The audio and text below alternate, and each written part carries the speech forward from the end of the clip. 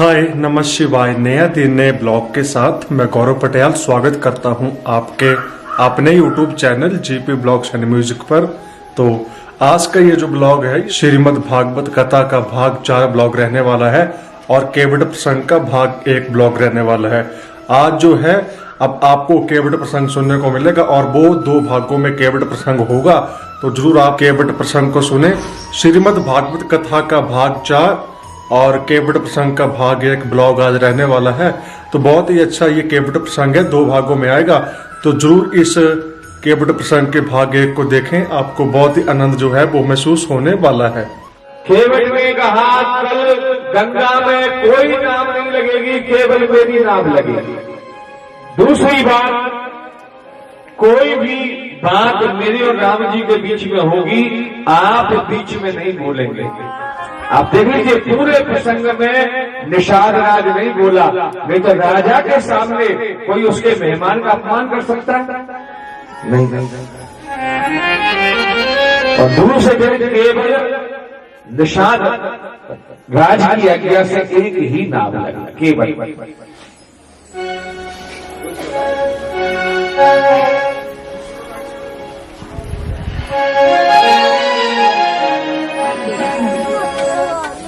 मांगी ना, यहां से प्रसंग शुरू होता है। मात्र 10-12 चौपाइयों का प्रसंग है पर बहुत सुंदर। मांगी ना भरना के बटे आना, मांगी ना भरना के बटे आना, कहे तुम्हारे बरगो मैं जाना, कहे तुम्हारे बरगो में जाना। मांगी ना बिना केवट आना, मांगी ना बिना केवट आना, तुम्हारे बरगो में जाना, तुम्हारे बरगो में जाना। भगवान ने कहा केवट नाम बोला, केवट ने कहा नहीं आऊं। वाह, हिम्मत देखी, हरा दुपट्टा माथे पर, कमर पर पटका बांधा और नाम में पलटे चला रहा है, झील सी आवाज में गा रहा है, निर्भय होकर के केवट बैठा है। भगवान ने कहा केवट आओ, बोला नहीं आओ। क्यों? इस चौपाई का अर्थ देखिए, मांगी नाम न केवट आना, केवट नहीं आया। और दूसरा अर्थ हो सकता है मांगी नाम ना केवट आना, केवट आ गया, नाम नहीं मांगी, केवट आ गया। और तीसरा अर्थ हो सकता है मांगी नाम, राम जी ने केवट और निषाद राज से नाम मांगी पर ना केवट आना। आना शब्द का हिंदी में अर्थ होता है दूसरा, दूसरा केवट नहीं चाहिए, कोई केवट चाहिए जो जन्म जन्म से मेरा भक्त है, 7 जन्मों से मेरे चरण पकड़ने के लिए घूम रहा है, जन्म जन्म से चक्कर लगा रहा है, वही भक्त केवट चाहिए। पर क्या कहा भक्त ने? कहा तुम्हारे मरम में जाना। क्या मरम जानता है? तो दूर से ही बोला, चरण कमल रज कहु सब कही, चरण कमल रज सब कही, मानस करनी मोरे मानस करनी मोरे। महाराज, आपकी चरण धूल के बारे में लोग कहते हैं, क्या कहते हैं? बोला इसमें मनुष्य बनाने की कुछ जड़ी बूटी है कला। हमें सुना है आपने एक पत्थर की शिला को चरण लगाया और पत्थर की शिला स्त्री के रूप में बदल गई। तो राम जी ने कहा पत्थर की शिला यदि स्त्री बन गई तो तुझे क्या आपत्ति है? भाई तुझे क्या दिक्कत है बता, तुझे क्या परेशानी है? और मेरी नाव तो पत्थर की भी नहीं है। बोला यही तो सोच रहा हूं कि मेरी नाव पत्थर की नहीं है, मेरी नाव लकड़ी की है। अगर पत्थर की स्त्री बनती तो मजबूत बनती, अब लकड़ी की स्त्री बनेगी तो कमजोर बनेगी ना। और पता नहीं कितने वर्षों से नाव गंगा में चल रही है, गल रही है, तो सड़ी गली बीमार पत्नी पैदा स्त्री पैदा होगी। तो राम जी ने कहा इसमें कौन बड़ी बात है? अगर मेरे पेड़ लगाने से ये नाव यदि स्त्री बन जाती है और बिना पैसे के तुझे पत्नी मिल जाती है, तो कौन से नुकसान की बात है भाई? बिना खर्चा के पत्नी मिल जाए तो कौन सा नुकसान है? बिना व्यवस्था के टेंट करो, हलवाई करो, बारात आए जाए, कितना खर्चा होता है। बिना खर्चे की यदि पत्नी मिल जाए तो कौन सी बुराई है? मैं पेड़ लगा देता हूं, स्त्री बन जाए तो पत्नी बना के रख लेना, नहीं बने तो गंगा के पार कर देना। केवट ने कहा मुझे इतना मूर्ख मत समझो महाराज, मैं जानता हूं कि आपके चरण धूल से यदि मेरी नाव स्त्री बनी तो मेरे घर में नहीं रहेगी, और मेरे घर में पत्नी बन के रहे तो मंजूर है, लगा दो पैर, कोई घाटे का सौदा नहीं है। पर मैं जानता हूं मेरे घर में नहीं रहेगी तो कहां जाएगी? वो मेरे घर में नहीं रहेगी, वो किसी बाबा जी की पत्नी बनेगी जा करके। तारिणी हुमोनी घरे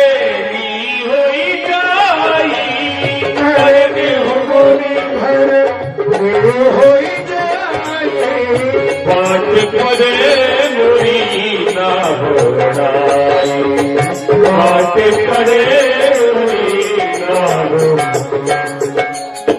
तरनी मुनि घरनी हो जाएगी।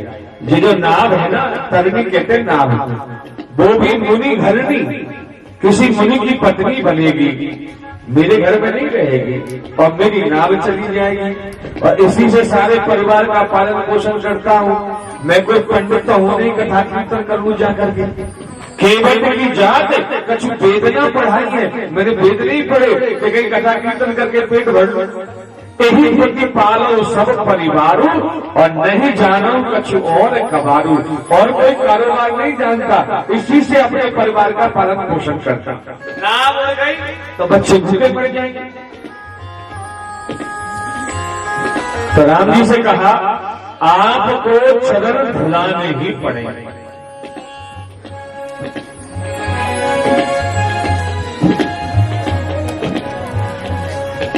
भगवान श्री राम ने कहा चरण नहीं धुलाए तो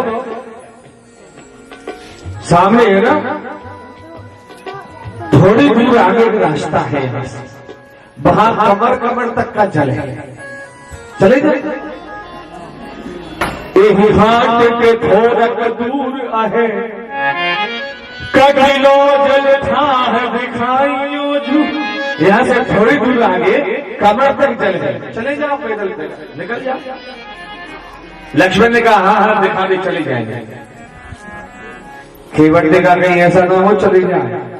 तो केवट ने कहा महाराज आप चले तो जाओगे, पर एक बात याद रखना, सारी दुनिया कहेगी एक केवट चरण धोने के लिए तरसता रहा, पर तू इतना दयालु होकर के एक केवट को चरण नहीं धुलवा पाए हैं?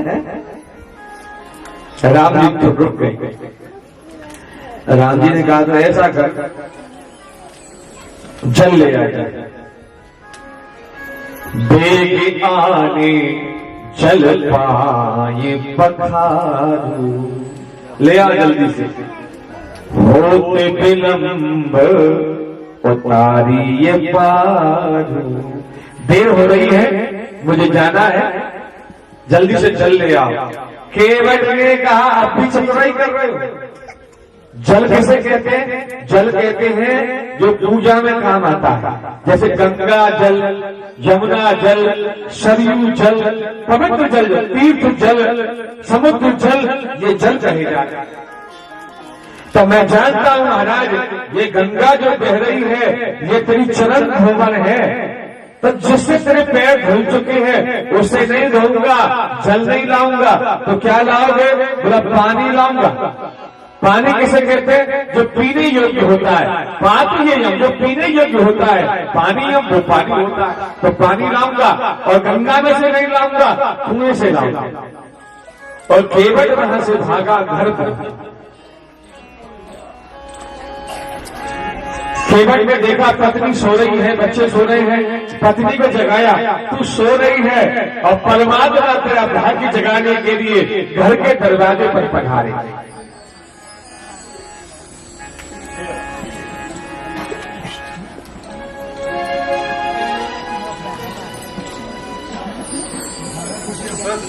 परमात्मा तेरा भाग्य जगाने के लिए घर के दरवाजे पर पधारे हैं और तू सो रही है। पत्नी को जगाया, पत्नी खड़ी हुई, क्या बात है? बोला राम जी के चरण धोने हैं, कोई पात्र हो तो दे दो। तो पत्थर का पात्र था। पता नहीं आपके यहाँ तो होता कि नहीं होता, हमारे यहाँ पहले होता था। 25-30 वर्ष पहले हमने हमारे घर में देखा, एक लोहे का ऐसा खटोटी कहते हैं हमारे यहाँ से, उसमें आटा लगाते थे, पत्थर का पात्र होता था। तो पत्थर का पात्र निकाला, बोला इसमें धो लेना। अरे केवट ने कहा देवी पत्थर पे रिएक्शन पहले हो चुका है, पत्थर की शिला स्त्री बन चुकी है, इसलिए इसको हटा और कुछ ला। तो कठौती लेकर के आई। कठौती काठ की होती है, काठ की कठौती। केवट ने कहा पागल, कठौती स्त्री हो गई, कठौती स्त्रीलिंग हो गया ना। कठौती यदि बनेगी तो लड़की बनेगी, और लड़की बनेगी तो शादी करनी पड़ेगी। कठौती मतला, कठौता ला, कठौता बने तो लड़का बने, तो घर में काम तो आए। तो केवट पत्थर का पात्र नहीं लाया, लकड़ी का पात्र लाया, कठौती नहीं लाया, कठौता लाया, और जल नहीं लाया, पानी लाया। तुलसीदास जी ने कहा केवट राम रजाय सुपावा, केवट राम रजाय सुपावा, पानी कठौता भर लिया, पानी कठौता भर लिया। तो पानी लाया, जल नहीं लाया, पत्थर नहीं लाया, कठौती नहीं लाया, कठौता लाया। राम जी से कहा खड़े हो जाओ। राम जी दोनों पैर रखने के लिए आगे बढ़े। राम जी ने सोचा कि एक पैर रख देते हैं, एक पैर धुला के दूसरा धुला लेंगे। तो राम जी ने एक पैर धर दिया, अब धोया तो पैर बाहर निकाला, दूसरा धर दिया। केवट ने फिर धोया, फिर रख लिया, फिर वापस कर लिया राम जी ने। तो केवट ने कहा फिर मिट्टी लग गई ना, ऐसे कौन, ऐसे क्या फायदा हुआ चरण धोने का? दोनों पैर एक साथ रखो, धुलाओ और सीधे नाव में बैठ जाओ, तब चरण धुल हटेगी। और फिर दोनों पैर राम जी ने धरे और चरण धोने लगा। तो राम जी डगमगाए, छोटा सा कठौता, दोनों पैर रख दिए, डगमगाए। केवट पैर धो रहा है। राम जी ने कहा केवट गिर जाऊंगा, तू कर क्या रहा है? केवट ने कहा नहीं गिरोगे सरकार, ऐसा करो दोनों हाथ मेरे माथे पर रख दो। और परमात्मा ने दोनों हाथ केवट की माथे पर रख दिए। हंस गए, कितना कैसा आदमी है, कितना चतुर है। दोनों हाथ रखे, केवट ने भगवान के चरण धोए और नाव में बैठे। लक्ष्मण से कहा तुम चरण धोवाओ। सीता जी के चरण धोए, सीता जी भी बैठ गई। लक्ष्मण ने कहा हम नहीं धुला। क्यों? राम जी के चरण धोने से पत्थर की शिला स्त्री बनी, मेरे से नहीं बनी। केवट ने कहा कोई बात नहीं, तू यही बैठा रहे, मैं राम जी को और सीता जी को उस पार छोड़ करके आया, हम दोनों बैठ के बाद में बात करेंगे। लक्ष्मण ने कहा मुझे छोड़ के जाओगे और क्या? लक्ष्मण ने कहा तू तो पैर धोने की बात कर रहा है, सर से लेके पैर तक धोने पर नाव में बैठा। चरण धोए और लक्ष्मण भी नाव में बैठ गया। राम जी नाव में सवार, राम और सीता सामने बैठे हैं, लक्ष्मण पीछे बैठा है और केवट राम जी की ओर मुंह करके बैठा है और केवट की नाव चल रही है। तो आज के ब्लॉग में इतना ही। होप आपको यह वाला ब्लॉग पसंद आया होगा। अगर ब्लॉग पसंद आए तो ब्लॉग को like, share, comment and subscribe जरूर करें और अगले पार्ट के लिए रेडी रहें। धन्यवाद। जय बोले शंकर। Let's rock.